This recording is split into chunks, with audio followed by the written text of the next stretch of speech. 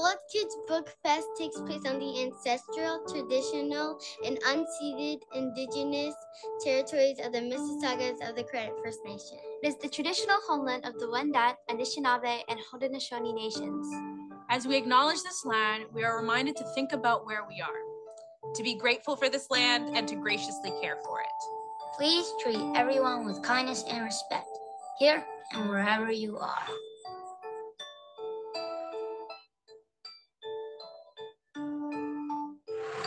I can help take care of the land by cleaning up the beaches. What I can do to take care of the land is reuse reusable things.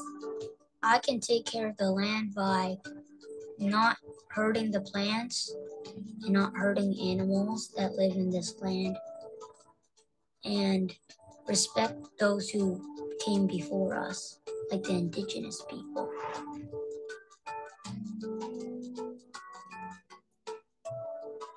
I can show respect for my elders by holding the door for them. I could help them do stuff and not complain when they ask me to do things. A way that I show respect to my elders is complimenting them.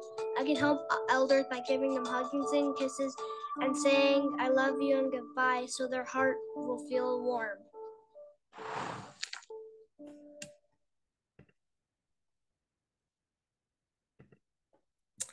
I love starting with that particular land acknowledgement. It's always a treat to see kids talking about not only honoring the land, but the people who've come before us. So grateful to have you all here.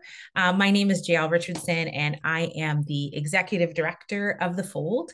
And I'm so excited to welcome you to this educator information session on diversifying bookshelves, and also some great resources I hope you'll find about supporting libraries and librarians and teachers. So without further ado, I'm going to walk you through some of the elements of today's event. And then we'll share some information and resources. There are some special guests who will be appearing as well, and we will proceed through the event that way. There will also be time at the end for a question and answer period. So if you do have questions for us, you can put them in that question and answer box. We'll be happy to answer them close to the end. So I thought I would start by showing off the agenda and sort of the plan for today and talking you through that. And so our production team is going to bring that up for us now. Let me just pull up my plan here. So today, just in terms of walking you through today's plan, we're going to talk a little bit about what a literary festival is. I'm going to introduce you to some background information on The Fold, and then how you can support libraries. We'll have a guest, as I mentioned, and then Ardo Omer will also be joining us to talk a little bit more specifically about the festival. Ardo, do you mind bringing up the PowerPoint? Let me know if there's any tech issues on the back end. Hi guys, you're experiencing us getting to know the new Zoom. So Jael, there's actually an option called Ardo Screen that if you click on it next to webinar, you should be able to see the agenda. Perfect. Amazing. Love the new setup of Zoom. We were just talking about it beforehand. Great changes, fun times. All right, so this is just what I was walking you through. So just a little bit of how we're going to proceed through the information today. And as I mentioned earlier, we'll be finishing with the Q&A. So first thing I wanted to talk to you about, which I'm always super excited to talk about, is what is a literary festival? For me, I live and breathe it, but for you, you might have questions or have heard the term, and I just want to clarify a few things. And I often clarify things by explaining what they're not or how they differ from things that you might be a little bit more familiar with. So I think a lot of people are familiar with book conventions or book conferences or even teachers' conferences that I've been to before. And one of the things that's really important about most literary festivals in Canada in particular is that we're not-for-profit or charitable organizations. And some conferences are run by not-for-profit and charitable organizations, but almost all literary festivals that I'm aware of are run by not-for-profit or charitable organizations, which means there's not the big sort of corporate presence at literary festivals, not the big like swag bags and, free rush to the particular section where you can get, a new pen or a stapler or whatever it is that they're giving away. They tend to be local and community-based organizations. There are literary festivals across the country, coast to coast, major cities, suburban cities, small towns, rural neighborhoods, where the whole focus is creating a literary and a book community in your actual space, in your actual city and community. And oftentimes a literary festival that reflects something about your community, that says a little bit about what you value, what's important to you, what conversations are important to you. And that's something that really makes literary festivals unique. It's a sharing of knowledge. It's an opportunity to meet authors and get up close and personal with them, especially what traditionally was literary festivals being in-person spaces. Another thing that really is important difference about literary festivals, I used to describe them as concerts for book people because it's this idea of like going to meet an author or going to see a show. And my husband made a really important point. He's like, I would never go to a concert of a musician I'd never met or read or listened to their music before. And that's one thing that's quite different about a literary festival. You can, and many of us do, go to literary festivals not knowing any of the authors in the lineup.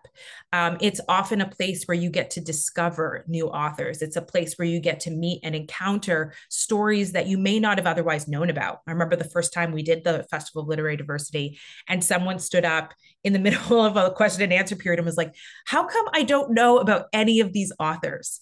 And we're really excited to meet the authors they had met. So it's an opportunity to discover books and stories. I also always say, if you're in a book slump, if you're in a writing slump, go to a literary festival. You will get excited about reading and writing and whatever it is that's been stopped by the conversations that you hear at a literary festival event. Another thing that's really important about literary festivals is that you can actually purchase books there. And that's a big part of most of our sort of economics or literary ecology when we're doing literary festivals as festival organizers. It's an opportunity for us to sell books. It's the way that we sort of pitch our value to publishers. We're going to make sure all the authors who appear at the festival, that their books are available for sale. And if you happen to be in a city like ours, where you might not have an independent bookstore that would carry all the titles that are out that year, it's a really great opportunity to find books that you may not find in a big box store. You may have trouble finding or locating within that big box store. And it really puts it on a really nice, awesome table where you can just touch, grab, read, feel, purchase. And that's a really special part of it as well. It's also a lot of librarians will come to literary festivals to find books that they carry in the library too. And we work really closely with our library, as do most festivals, to make sure the library is also carrying the titles that are at the festival. So that's a little bit about what a literary festival is in a nutshell and what makes them really unique and exciting. And I just want to reiterate specifically in relation to Fold Kids, which you'll see some of the images here. This isn't a space where you have to read the titles that appear at Fold Kids Book Fest before bringing your students. And I know some people are like, but I have to read them. You can read them. We will make the list available. But what I'll talk about a little bit later is how Ardo curates these incredible lineups and incredible titles. And what you'll find is I think it's a place that you can trust that the titles are going to be meaningful to you and to your students. They're going to be of a certain quality as well. And some of the resources that we provide will help you if you're not able to read any or all of the titles in advance of the event, which, as I mentioned, isn't essential. So a little bit about the Fold specifically. So I've talked to you generally about what a literary festival is, and I'll talk to you a little bit about how I started the Festival of Literary Diversity, which ended up having Fold Kids Book Fest. So about 11 or 12 years ago, November 2014, I established the Fold Foundation as a not-for-profit organization based in Brampton with the mission of celebrating underrepresented authors and storytellers at an annual festival in the spring. And so May of 2015, I went on the radio and announced that we would be launching the Festival of Literary Diversity in 2016. And in 2016, we held the first Festival of Literary Diversity in downtown Brampton with an audience of about 500 people. And it became the first festival in Canada and maybe the first and only in the world that centers underrepresented authors and storytellers. That was really at the center of our mission. We also had a threefold approach. You like how I did that, which was engaging readers, inspiring writers, and empowering educators. The picture in the top right there is a picture of one of our first school group events in which students came in person to hear from authors and from spoken word artists. And this is just to demonstrate from the very beginning, there was a mission to reach young people and to support the educators who would bring those young people and who would be spending day in, day out shaping those young people's voices. I also mentioned the way that we sort of, I think, bring authors and important voices to you to make the search a little bit easier. The picture on the left there is a picture of Eden Robinson, who is an award-winning author from BC, who we flew to Brampton for, I think this is our second festival. And talking to her there is Alicia Elliott, who moderated that event. You may know Alicia now as a very accomplished best-selling author. She's an Indigenous writer whose first collection of essays went blockbuster wild. Remember seeing a picture of her book cover in Times Square and being like, oh my gosh, she's made it. And then recently published her first novel, which won the Amazon First Novel Award. And this is a picture of her before all of that happened, interviewing Eden Robinson. And so I think Fold is a really important place where you can discover new voices and you can sort of be at the cutting edge of conversations. So the Festival of Literary Diversity started in 2016. We did a number of in-person festivals that led us to 2019, where we created the first Fold Kids Book Fest. And we had our first in-person specific for kids event in downtown Brampton in September at that time. And then the pandemic hit. And we moved everything virtual. So the pandemic, we heard about the pandemic, obviously, in March of 2020. The festival was supposed to be May of 2020. We moved everything online. And that really marked a very important shift for Fold. We had always had the mission of serving underrepresented authors and storytellers, and also serving underrepresented audiences and communities. But the virtual space took us to a whole new level where we were able to create virtual environments kind of like this, where we could provide access to incredible authors in a virtual space. And once the pandemic limitations kind of moved and we were able to return in person, we knew that virtual would continue to be an important part of what we did, because it allowed audiences across the country and educators across the country to be able to see, witness, access, and converse with authors and audience members who shared that similar vision and value for celebrating, discovering, reading underrepresented authors and storytellers.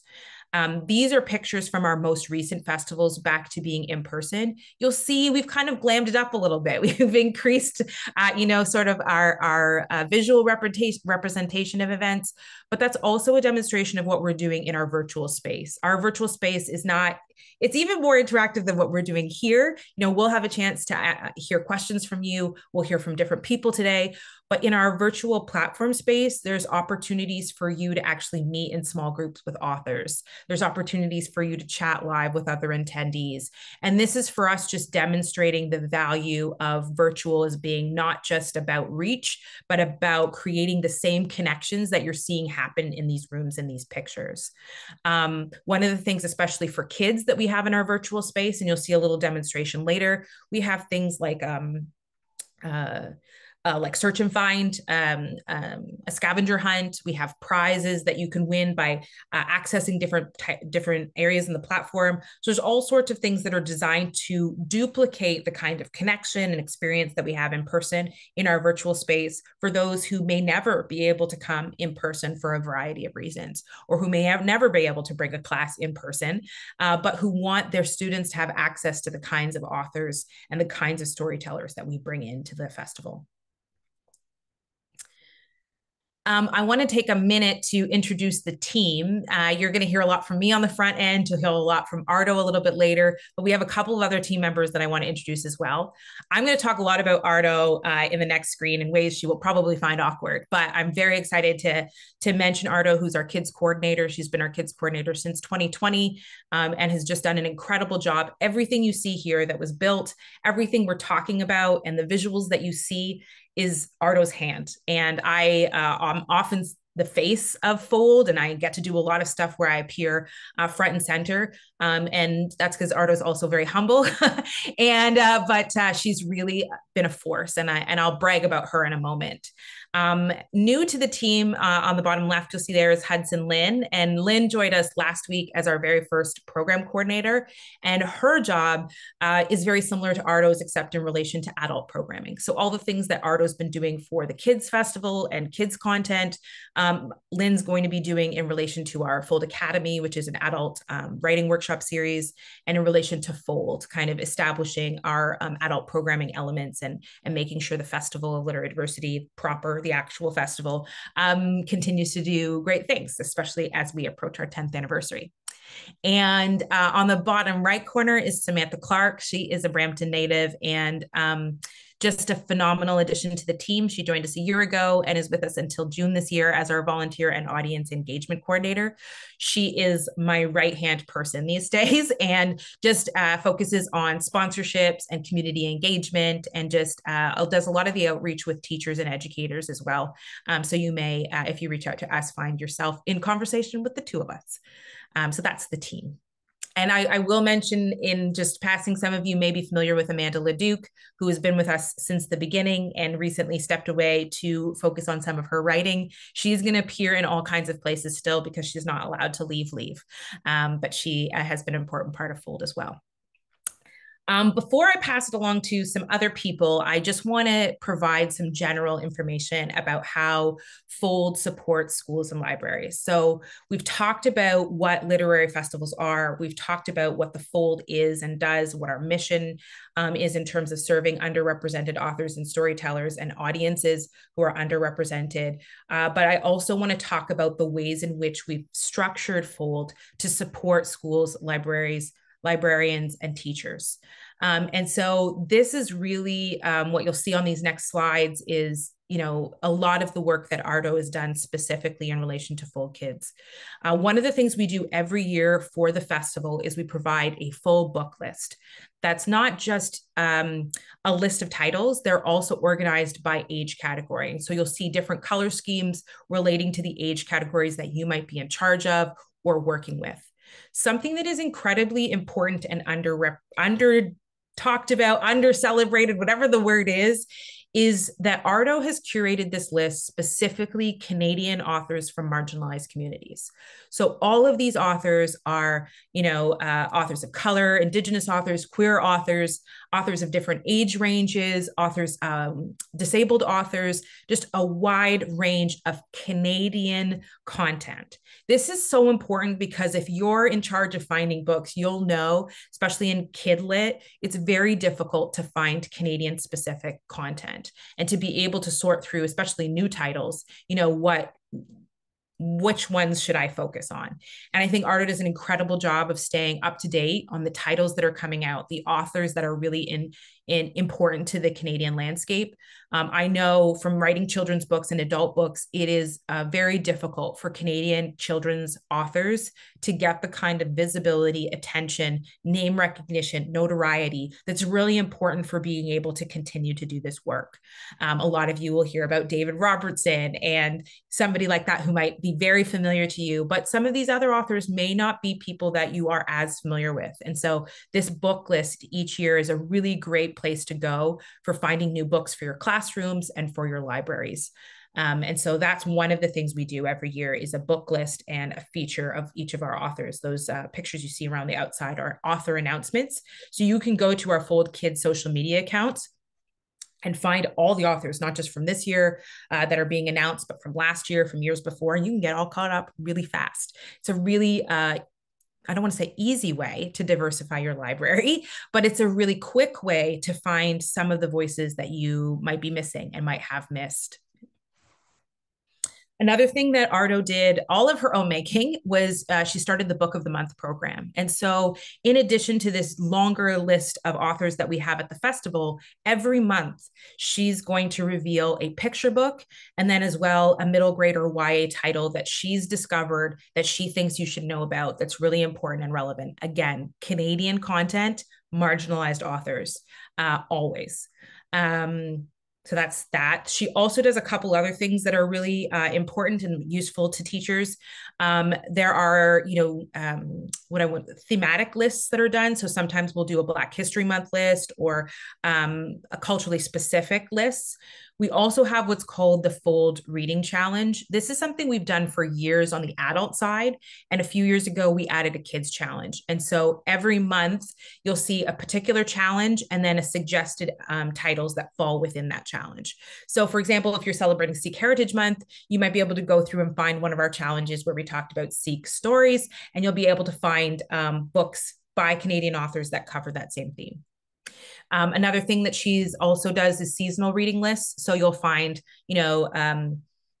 winter reading list right before the holidays. You'll find summer reading lists as well. And all those are just designed, again, like our festival reading list, to just make sure you have access to the most recent, the coolest, the best books by Canadians from underrepresented communities.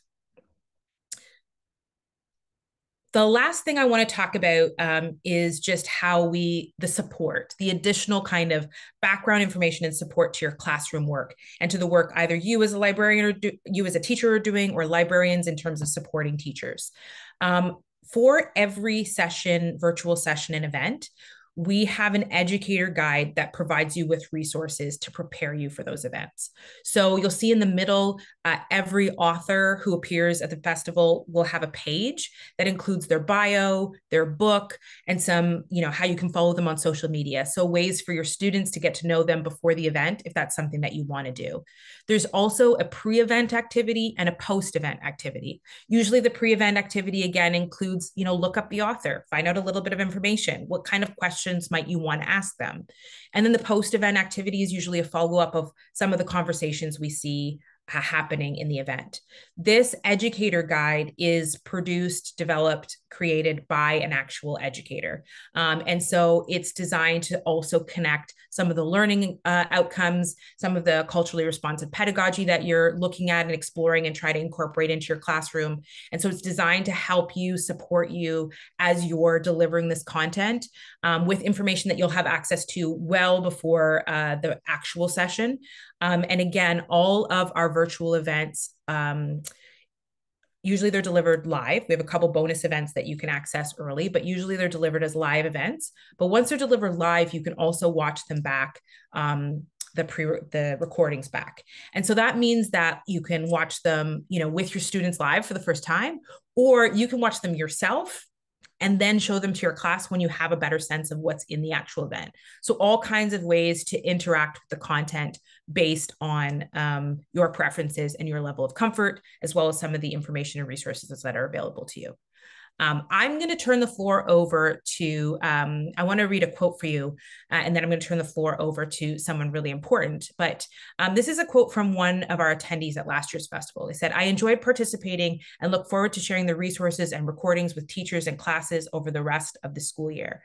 This is the kind of statement I know we've heard a lot from librarians and teacher librarians who really value the way that we support what they're trying to do in terms of finding diverse books, diversifying their bookshelves, and sharing relevant content with teachers. But we also know that there's a really difficult challenge that librarians, that teachers, that schools are facing as the presence of librarians and as the presence of, those library spaces that I grew up going to all the time in school are sort of under threat. And so we're so lucky to be able to work with the Ontario Library Association and to be able to chat with them as partners and peers in this work of sharing books with teachers, with students. And I want to invite Emily Burns from the Ontario Library Association to share a little bit about some of the work that they're doing on the advocacy side to support you, to support teachers and librarians. And once she's said a few words, I think it's going to be Ardo that comes back afterwards, and I'll see you a little bit more at the end. So thanks so much for listening to me. Thanks for being here, Emily. And if you have any questions, just pop them in that question and answer box. Thank you so much, Dial, and thank you everybody for being here with us today. I was scrolling through the attendee list and I definitely recognized some folks from the library world. So hi, nice to see you, and hello to everybody. So my name is Emily Burns. I'm the Director of Education and Impact at the Ontario Library Association. I am a public librarian by trade. I've worked at Hamilton Public Library, Oakville, Toronto, and I am happy to be here at OLA, where we do a lot of really good continuing education work and advocacy work for the library sector in Ontario. So I am here representing OLA, a 4,000 member strong organization, but I am specifically here representing the Ontario School Library Association with something that I'm really hoping that all of you can help us with today. So access to a properly staffed school library is something that is incredibly important. I think I'm preaching to the choir, but we know that school libraries are a really important part of student learning and student success. We know that kids in their grade 3 EQAO and grade 6 EQAO tests, they score better when they're in a school that has a properly resourced school library.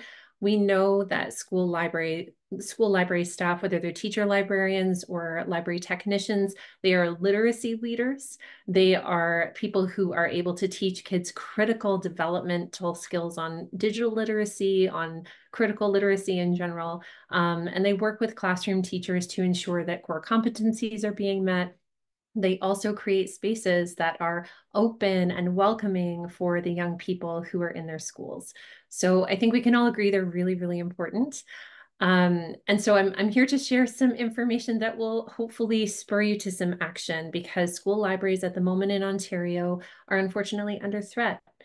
At the moment, so for the last 20 years, hundreds of thousands of students across Ontario have slowly been losing access to school libraries and the critical resources that are at school libraries. The pandemic worsened this. And there's already school boards that have drastically reduced the number of school librarians, library technicians, and resources that are available in their libraries. I can just note here in our research at OLA, we found that in 2021 and 2022, that school year, 1 in 3 boards had reported underspending the Ministry of Education's amount that was allocated on a per student basis to school libraries. So things were already sliding a little bit out of control. And fast forward to April 2024, just a couple of months ago, the Ontario government made a change to the allocation of school funding in general across the board. And school library funding used to be on a per student basis. There were reporting mechanisms and accountability mechanisms to ensure that school libraries were being adequately supported. And that has essentially disappeared. So now school library staff, whether that's library technicians, teacher librarians, the resources, the spaces, the funding for all of that is now in the same category as Chromebooks, crayons, supplies. And what we know is that school boards are under-resourced. We know that school boards are facing budget shortfalls basically across the board, and libraries are one of the first things that end up being put on the chopping block. So really, libraries right now are under risk. We also have found that in that change this past spring, they have removed all of the accountability measures. Excuse me. So OLA historically has been able to go in and review that ministry data to find out whether school libraries are being adequately staffed, funded, and all of a sudden we're going to lose access to all of that data. So we won't be able to report back to you about the state of school libraries in nearly the same level of accuracy because of this change. So we have this QR code up in hopes that you will be able to support this campaign. We have at OLA, we have never run a campaign like this before. This is new to us. We do a lot of advocacy, but we have never run a public campaign of this size. But what we found out fairly early in that process is that while change.org petitions are effective in raising awareness, you can't bring a digital petition to Queen's Park. So what you need to do in order to actually move the needle at Queen's Park is to have physical paper copies of petitions that are signed by humans, IRL, in real time. And so we have all summer been running our Save Our School Libraries campaign.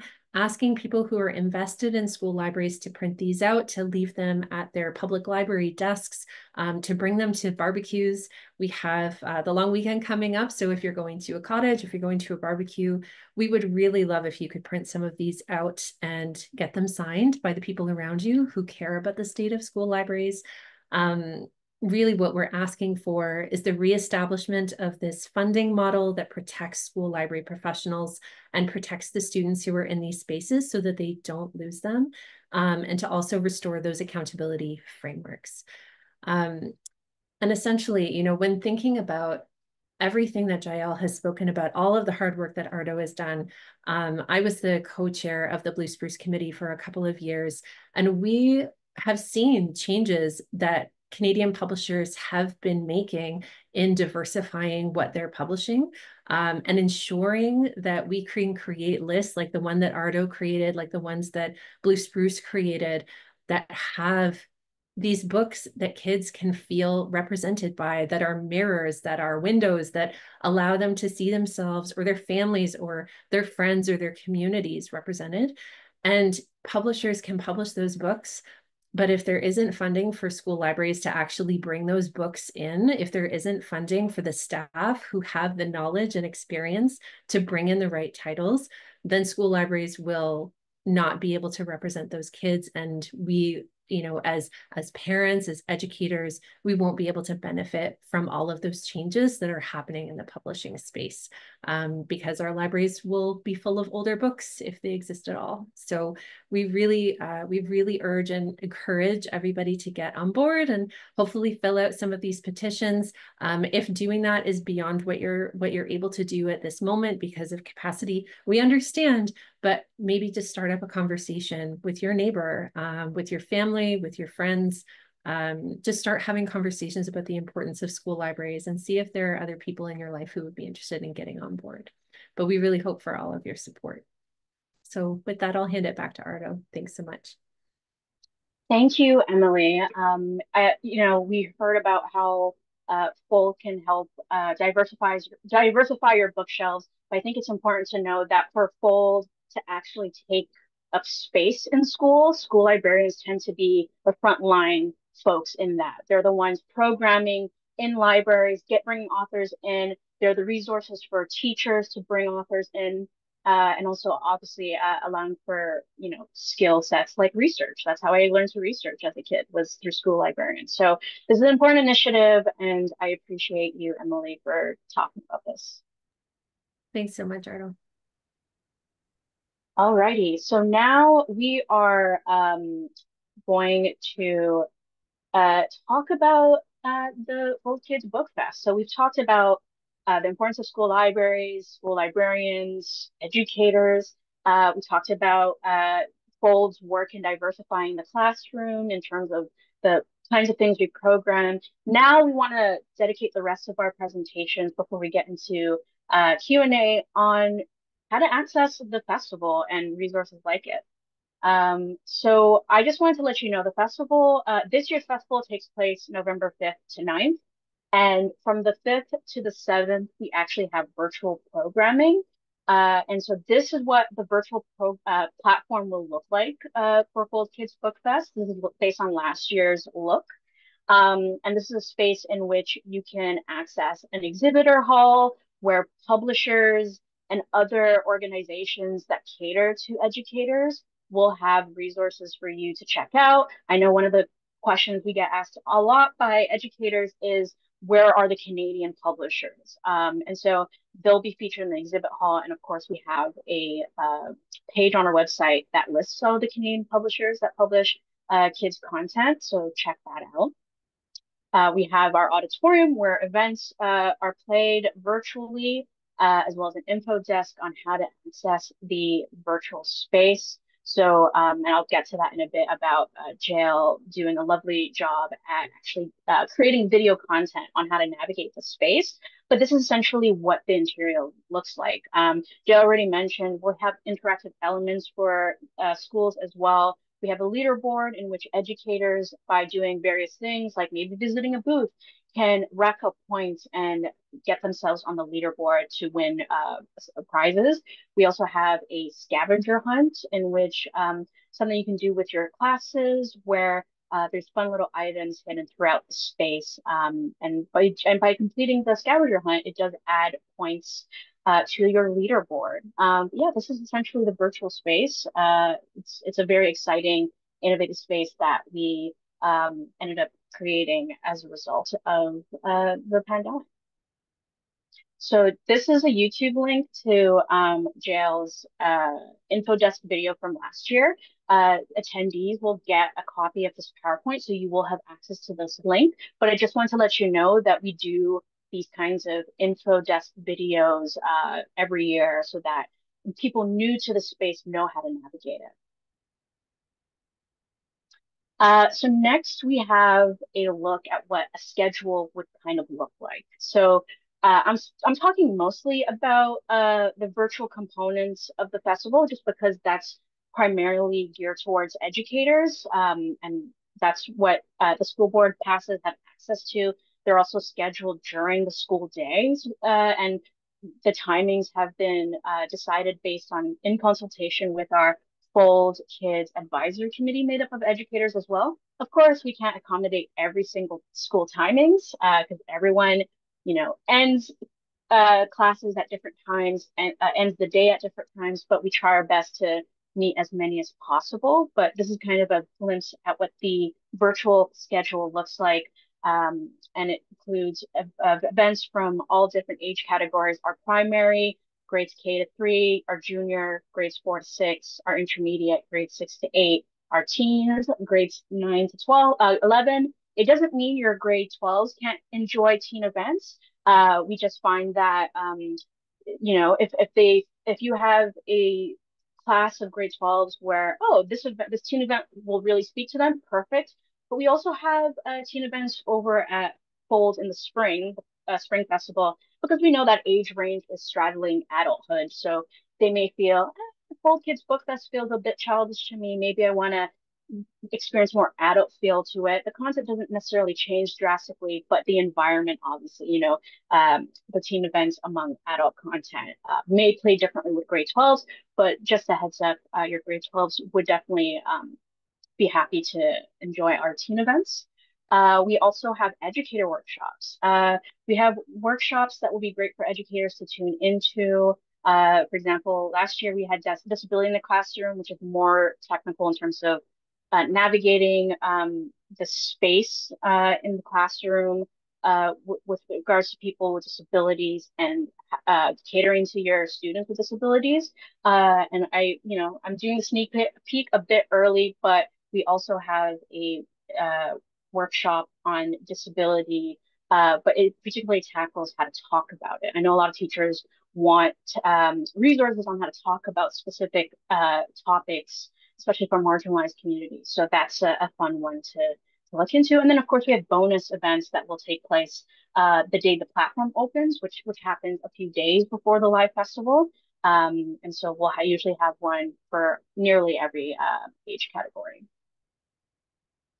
So JL really did a fantastic job talking about the educator guide. I just also included some images of what like the actual individual event discussions or activities may look like. But it's a great resource. Stay tuned for that once the schedule is announced. The educator guide is usually not too far behind. Another great thing about our virtual platform is we have this room called the library that kind of looks like this, and it has resources. It has additional resources from publishers related to the festival titles that are appearing in festival programming.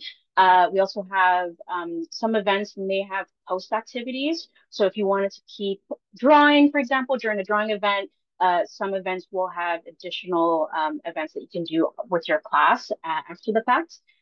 We also have author videos. So we do ask our authors, it's something they can do voluntarily, but if they wanted to produce a 3 to 5 minute video on how to teach their book in the classroom, they can produce that, and we have that publicly on our YouTube. So you can actually see past festival authors content on our YouTube channel at Fold Kids. But we divide it by age categories. It's just a bunch of authors talking about how best to teach their books in the classroom. And then, of course, we have our festival program with the schedule, as well as original works by young people ages 6 to 14. And then our educator guide can be also found here. So I teased it a bit, a sneak peek into Fold Book Fest 2024. We're actually hoping after this event, after, in a week or a few days, we'll have the book list available on our website because, some educators really want to know what the books are so they can read ahead, which is totally fine. But again, you don't need to read the book to enjoy the presentation. In fact, the spirit of literary festivals is that you attend the event and go, wow, that was a fantastic presentation. I actually want to read this book. So something to think about. So these are just some of the authors that will be attending Fold Kids Book Fest. Arlie Nopra actually adapted Anne M. Martin's Claudia and the Bad Joke novel into a graphic novel for middle grade kids. So we are having her do a bonus event in which kids can learn about the process of actually adapting prose into a graphic novel. Like, what does that process look like? And then hopefully we'll also have a art demo ending that event. And that event's actually great for both middle grade and intermediate. Intermediate, which is also middle grade, as well as junior ages. So that's like grades 4 to 8 roughly would be great for this event. We have Petty Fung. Petty Fung's book Alone Together, when I was pitched this book, immediately wanted to do an event with her. Alone Together is a book that came out of the fact that she wanted to explore loneliness during the pandemic. Her hit podcast is based on the same title. This is a middle grade nonfiction book, and it's a book that really navigates like loneliness in adults, but also specifically kids. Right, kids have to learn new words like quarantine, social distancing, isolation. And I heard from a lot of educators in the last few years about the experiences of their students, kind of the socialization of it being delayed because of the pandemic and how to connect with students in that way. And so she's doing 2 events. She's doing one for educators and one for intermediate middle grade audiences. We have Curran Carter doing a writer's workshop for middle grade audiences. So very excited to have him. He's a fantastic author. We have Kevin Sylvester. Totally forgot to include the image of Basil Sylvester, his child, who they've co-wrote the book Night of the Living Zed. They're both doing an in-person event. It's an escape room themed, very exciting. But I included Kevin particularly because he's participating in the Illustrator Battle, which is our it's the most popular event at the festival. So he'll be on that along with 2 other illustrators. We have Ashley Kilovic Savard, who's doing a primary age event on how to make a pet rock as part of that, as well as reading from the picture book. And then Victoria Coops is doing a teen event it's a writing workshop, but it's using tabletop role-playing games such as D&D and others as a way to tackle storytelling from a different perspective. From personal experience, tabletop role-playing games are actually really great for writing and writing craft. And now that's it for me. If you have any questions about Fold Kids year-round and resources, you can email me at kids@thefoldcanada.org. But right now, I'll hand it over to JL Richardson. Hello, I'm back. And I'm going to talk to you a little bit about sort of the pricing and the model and how it works for Fold Kids Book Fest. So the way for Fold Kids Book Fest, the virtual component is $25 for an individual pass. And that individual pass gives you access to all the virtual events, as well as a month of replay as much as you like, for a month. There's also the option of school board passes, and we're showing this graphic here because these are the school boards that purchased school board passes last year. They'll be the school boards that we reach out to first, but we'll also be reaching out to others to see if they're interested. When you have a school board pass, all you need from your school is your school board code, and that'll allow you to register without paying, and it gives you access to the platform for the entire school year. So if you're part of one of these school boards, great. If you're not, I can help you help your board. And so they've given my email address up there at the top. I'm happy to talk to anybody from your school board that makes the decisions about whether to participate in events like this. We have a school board pass rate. For larger boards, we have one that's for very, very small boards, and we can talk to you about the differences between those two. Usually we try and get the school board passes set up before registration opens, which is September 25th. But anytime before the festival, it's possible. It's just the goal is always to not just get the school board committed, but to get the teachers within those school boards to actually participate. So I guess my feedback before we move along from this is, if you would like your school board to have a board pass and they don't, email me, reach out. If your school board has a school board pass, the best thing you can do for us, if you're that passionate, want to help us survive, keep going, thrive, is to make sure as many teachers within your school board know about the festival and know that it's going on. Obviously, Fold Kids Book Fest has the widest age range. It's 4K all the way up to grade 12, whereas Fold, which the same opportunity exists, is more for high schools. So it's really easier to get your school board to invest in this for Fold Kids Book Fest, because it can cover your entire school board. And in addition to, when you're an educator, I should also say, whether it's an individual pass or you have a school board pass, you're under a school board wide pass, when you register, you'll say that you're an educator, you'll indicate your school and how many students you plan on showing it to. And you'll also have the opportunity to create an SAL, which is a student access login. And this is a login that you can share with all the students in your class, with parents of the students in your class, so that they can watch things and participate at home as well. And the great thing about the student access login is you don't have to share your email. You can create a separate password. It's connected to your email. So we're able to see, how many of your students used it and things like that. But it's more so that there's also some restrictions with those codes. So when a student uses it, for example, they don't have access to the chat. They don't make a particular profile. So there's different things that they have available to them than you do. They can't compete on the leaderboard for prizes, but they can do the scavenger hunt. So there's things like that that just make it so that you are able to share things without having to worry about your privacy, and where we don't have to worry about their safety. They're good to go.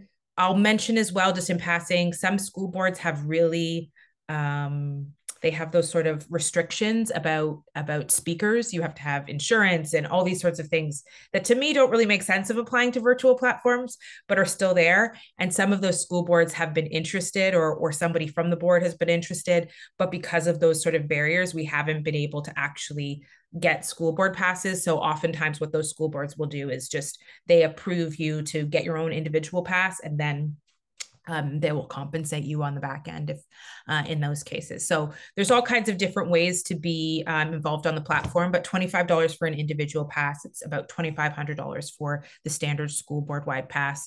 And that's that. That's the money side. You can also, I will mention at the front end, you can purchase a school board wide pass for both Fold Kids Book Fest and Fold. So a couple of these school boards are just commit year long right from the start. And I talk to them about that when we get to that point too. So books, we've talked a lot about books, buying books, supporting the authors, supporting the festival by buying books. Our bookseller for schools and libraries is Tin Lids. They're also the bookseller for Forest of Reading. So if you've done Forest of Reading through them before, you'll already have an account and already be set up with them. You can buy as many of the titles from Fold Kids Book Fest as you want, or as few as you want. And Tin Lids has been really great in supporting the festival, putting our list up. They also do lists like our summer reading list, I think, our winter reading list. Some of those lists have also been up there to make it really easy for you to purchase. Every time you purchase through Tin Lids, a portion of the proceeds comes back to the Fold. So if you need some incentive to stock up your library on Fold Kids Book Fest titles, past and present, please do that. We love it. It's very helpful. And we've just really enjoyed their support. For in-person book sales, Another Story Bookshop is another bookstore that we work with, both for Fold and for our in-person events. So you can access most of the titles through their shop as well. So this is just another little quote that we like to brag a little bit. Thank you to everyone at The Fold for your work and vision. Not only do you provide great content, you model how to be accessible and inclusive, as well as always growing. I'm so grateful for all you do. Thank you. We're grateful to you as well. We're about to go into the question and answer time. So if you do have questions, this is a great time to pop those into the chat, or otherwise we wrap this up real quick. But we do want to answer some of those questions. What you'll see on the screen now are some of our dates and deadlines. I know those of you who are in charge or interested in being sort of the point person for a board or for your school, these dates and deadlines are important. I'm going to highlight the two most important and then sort of work my way through some of the other ones. So registration opens September 25th. That's the first point. No matter if you have a school board wide pass or if you're paying out of pocket, that's the first day you'll be able to register for events. It's also the date where we guarantee everything to be up. And that means the book list, the schedule, all those sorts of things. We'll aim to have the educator guide up, but that's sometimes the last piece to be added to the list of things. But yeah, September 25th is a big day. The actual festival is that November 5th to 7th. Our full festival is November 5th to 9th, but the live events, the live virtual events, I should say, are the 5th to the 7th. 5th, 6th, and 7th is where you'll be able to log on and watch live events. Working backwards, that November 1st date, what that means is the virtual clubhouse opens. So that's the first day, if you've already bought a pass, that you can actually go into the platform and see everything that's inside, even though we don't have any new events or live events happening. So you can access those educator resources.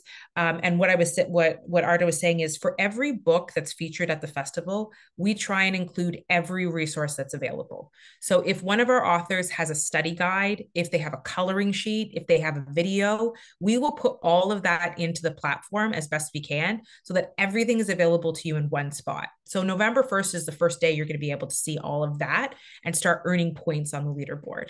And you can win a visit from one of our authors, a virtual visit from one of our authors when you get the most points on the leaderboard. So that's worth noting. There's also some bonus content. So sometimes we have pre-recorded events that are available on that November 1st date that you'll be able to access right away. And you can show them in your classroom. You can watch them at home and show them later. Totally optional. December 9th, if you have an individual pass, that's the last day you'll be able to access the events. Sometimes if people ask really nicely and beg hard enough, and we beg our platform people hard enough, sometimes we could extend that a week so you get all the way to like Christmas break, but that's a whole other thing. Just message me. And then June 30th is the last day. So we keep the platform open for our school board wide passes all the way to the end of the school year. And so those are the important dates and deadlines that we will post on our website as well. Okay, time for questions and answers. We did have a question. We did have a question. I'm going to ask it so that Ardo can answer it here because I actually wasn't totally sure. The question was about French content. Ardo, if we have any French content. And I kind of know the answer from last year, but I'm just... We don't have French content per se. So how best explain it? So we will let people know if there's a book that that has like a French translation so that you can incorporate it into your French classes. But we don't have French content unless it's a event similar to, I think it was last year with Indigenous author that included like key French words. But because we're a primarily English language festival and everyone on our team is primarily English language users. So we would have to have a dedicated French language programmer to actually program for the French language. But there are great festivals doing really cool French content. But alas, we at this point in time, who knows what the future will hold. But at this time, we are primarily an English language festival. I think it's worth noting, it's funny because when we talk about diversity and all the different ways that you can all the different ways that diversity plays in, all the different marginalized communities, certainly language-based communities is an underrepresented, underserved community. And there was a point in the early stages of the festival where we tried to do that. We tried to like do French programming, do English programming. We tried to actually incorporate other languages that we feel, you know, are actually major parts of the Brampton community in particular that are underrepresented everywhere. Tried to do things in Urdu and Punjabi and things like that. And it became just really overwhelming. And one of the hardest tasks we do at Fold, I think, is to actually like focus on what we do well and hope that expansion over the course of time is something that we're able to do as we increase our funding and as we increase our reach. But language is a really tough one. We do some French and Indigenous and ASL language-based events where an author will teach certain words in that language. So our ASL Storytime, for example, typically she'll do a few words, phrases, etc., that she'll teach the kids in ASL. But it is designed for, like, we had to be honest, it's designed for English speeds. It's not designed for deaf students in particular. And so a lot of the programming that has French or has Indigenous languages are typically also designed for English language students. And that's just a for real honest thing that we came to say out loud when we wrestled with it for a while. Yeah, it's hard to be everything for everyone. And I saw that the person from Quebec mentions it's a great need. And similarly, it's a great need for like ASL, primarily for deaf audiences, is also a need. So hopefully there are people out there who are like a JL Richardson who will go out and maybe create their own festivals curated for these audiences, and we'd be excited to support them. Just also a heads up, we do have Emily here, so if you have any questions related to OLA and their campaign, feel free to include those as well. JL, I have a question for you. When will we know if our board has purchased a pass? It sometimes takes a bit of time for messaging to reach the teacher librarians. Yes, messaging and reaching the right people is a great challenge. I think the best way to find out is to actually follow us on social media and to subscribe to our newsletter. So every newsletter, we will update our school board passes. So we'll probably reveal the ones that we have firmed up by late September, and we ask the school board. So sometimes we haven't like signed on the dotted line, or they haven't sent money, or whatever it is. That's a whole other conversation. If a board has said like we're committed, we will let you know as soon as they're comfortable with us letting you know. And so our goal will be to have some sort of list sharing available September 22nd, 23rd, in that range, so that before registration, you have a code, you can register on the first day. It's really clear. We'll also let you know. So yeah, usually we'll try and make them firm up in advance of that date, so that first group is the largest and most clear we could possibly get at the time. And then we'll reveal it on an ongoing basis. So once we reveal the graphic, kind of like what you saw, if you see your school board, you're good to go. And we can also share that code with you. So if you haven't received it through the channels at your school, you can just reach out to us and we'll share it with you. And then if they commit later, like 2 weeks into registration opening, we will share that graphic again and we'll say, Halton Catholic has joined and, Wellington has joined. And so you'll be able to see those updates on an ongoing basis. Our Peel District School Board was the first school board to commit, and they have people now who just like September are like, where have you committed to Full Kids Book Fest yet? Please do this. And it's become like, pressure from the teachers to participate. So, if you need help with pressure, I'm good at that. So just let me know if there's somebody that you want me to reach out to, or if you want me to confirm if we're even in conversations with your school board, I can do that too. And it's important to note too that the festival is not just a live experience. One of the things we did in response to the feedback we got from our Fold Kids Advisory Committee, made up of educators, is to extend the rewatchability until the end of the school year, because we know that some schools operate on a semestered basis, and so second semester students can also take advantage of the festival, and also post live festival all the way up until June. For those who get a school board pass, we'll send monthly communications indicating, it's Black History Month is coming up. These are the events that will work really well for your classroom, to use in your classroom regarding Black History Month. So another incentive to, get your school board involved, to sign up as a teacher, staff member, like anyone within the school would actually really benefit from it. Tell your friends as well who have children, because it's not limited to schools. Anyone can buy an individual pass for their families.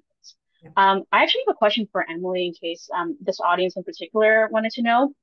When does this OLA campaign end? And how can the school librarians that are around, as well as like their fellow colleagues, what can they do maybe within the school to kind of help this campaign? Yeah, great question. So we are hoping to have all of the signed petitions by the end of September, so September 30th. If you go to that link that I had linked to, and maybe in the follow-up, if it's okay, we can send a link to that as well. But we are hoping to collect all of those. You can send them in the mail to the Ontario Library Association office, which is downtown at Queen and Spadina in Toronto. We'll be going through all of those, pulling all of the information and bringing that to Queen's Park this fall. And so September 30th is when we're hoping to have everything ready by. In terms of what you can do, I mean, at this point in time, the petition is really our focus, trying to get as many signatures as possible from as many places around the province as possible. And also just ensuring that the conversation is ongoing, ensuring that people know about this, because I think that there are so many more people who care about school libraries and think that school libraries are important than people who know what is potentially to come if school boards end up cutting that funding or finding ways to cut corners. The other impact of it, and I don't know if I mentioned this, but the impact of that could also be that school librarians, like teacher librarians, could be reassigned back into the classroom. And there are hundreds or thousands across Ontario library technicians who are working in these school libraries who don't have the ability to reassign back into a classroom, and so who could face layoffs. So that's why it's really, really important so that students can maintain that connection. So end of September, ideally, we'll have those in our hands at the office so that we can get talking to our representatives at Queen's Park. Excellent. So, have those printouts ready at the office for, sign-ins and registrations. Maybe have them available during pickups and drop-offs throughout the month of September, because definitely the demographic of parents are key in this, because they care about the quality of education their kids are having, and the school libraries play such a big role in it. Absolutely. My mom has been bringing the petition to all of her book clubs and all of her family get-togethers and everything that she's had this summer. So definitely anybody that you think would be interested, we would love to have that signature. Awesome. Okay, I was going to ask you a question, Ardo. I consider you to be the foremost expert on children's literature in this country, honestly, in terms of a single person whose whole job it is to look, search, find, discover, bring up. I just don't think there's anybody whose job it is and who's doing the kind of work that you do, especially in relation to marginalized authors from Canada. And so I wanted to ask you, what's the most difficult part of sort of curating the festival lineup and curating the book list that you put together? The hardest part is there's too much choice. We literally have 25 spots for both in-person and virtual. So it's just a matter of, it's why we have so many resources even outside the festival, in terms of those summer reading lists, the summer reading lists and the winter reading lists. The month, throughout the month, we'll have themed books to promote for a given, if it's Sikh Heritage Month or anything like that on our socials. It's just literally trying to find ways to share, read this, this book exists. It's just, I think the hardest part of my job is to let people know that these books exist in as many places as possible. I think that and kind of narrowing down the field, but also I think it's also hard. There's certain identities that are really hard to program some years. An example is with disability, it's still very hard to find books by disabled people, let alone a book about disability by a disabled person. There's books about disability, but it's not necessarily a lived experience from the person writing about it. And so at Fold, we always think about who are we financially helping in terms of who are the authors, who are the illustrators. We want the creators. That's why the focus is mostly on marginalized creators versus marginalized books, because not all books about marginalized identities are by people of those identities. And so, you know, someone I don't think I mentioned is Dorothy Ellen Palmer, who for a while actually we had a lot of like American disabled authors because it was like non-existent. I don't know if Emily, if you experienced the same thing, but it's like almost non-existent for the Canadian aspect. So you have to go into the US list. But it's really exciting to have Dorothy, whose book actually was a result of Fold's Pitch Perfect program as well. But it's really exciting to have her do an event both for kids and educators. So it's really hard sometimes, and yeah, but what's really fulfilling is being able to hear like educators year round saying this is the kind of event we really want, you know, like the what's the topics that are heavily discussed in that year, and then the satisfaction of a publisher being like, did you know this book exists? And me just going, this is fantastic. I'm so happy. So yeah. Dorothy's a great example. And I'll wrap up by saying, you know, Dorothy initially helped us figure out how few titles by disabled authors about disability have been created when we first started Fold Kids Book Fest. She's like, I'm sure I can find some, and didn't. And we realized, you know, there's a whole generation of kids that have grown up never reading a picture book about or by a disabled Canadian author for years. And so Dorothy actually created a story, went to Pitch Perfect, where she met with an agent editor. Pitch went well. Book is now published. Now she's appearing at the festival, which is really exciting. But it's also like been a slow moving thing. I know some of you have mentioned, and wrapping up, I want to talk about the question about French language as well. We have great ideas. One of the greatest limitations to the work that you bring in as ideas and the work that we actually do has to do with funding and financing. And so if you're sort of like, why don't they do this? And why don't we do more of that? Why don't we have more events? Literally the number one reason is just, we work really well within the funds that we are able to secure from sponsors, be able to secure from grants. And that's the only reason that it's the size that it is, that it's doing the focused work that we do, because we have to make choices with the budget that we have. And so, you know, just in wrapping up, if you want to become a monthly donor, or if you want to become a one-time donor, you can go to thefoldcanada.org/donate. You can go to our website and search the donate button and make a contribution. It makes a huge difference. Monthly contributors are really helpful because it helps us see what kinds of funds we'll have for the entire year. We just started a new fiscal year. And then, you know, one-time donations are also really helpful because it allows us to put together special projects and opportunities. And if you happen to know anyone who's a millionaire or billionaire and just has some money they want to throw towards books, you know, I am only an email away. And we would love to hear from any of you. That's partially joking, partially serious. But we want to thank you all for being here today. We want to thank Emily for being here today. Thank you, Ardo, for organizing this and putting it all together and putting the presentation together. And thanks to our team, to Lynn and Sam in the background that have been doing the work too. We appreciate having you here, and we hope you enjoy the rest of your day. If you're watching this back on demand, again, all the information is in the presentation, and you can continue to reach out to us if you have questions about the Fold Kids Book Fest or Big Fold as well. Thanks, everyone. Bye.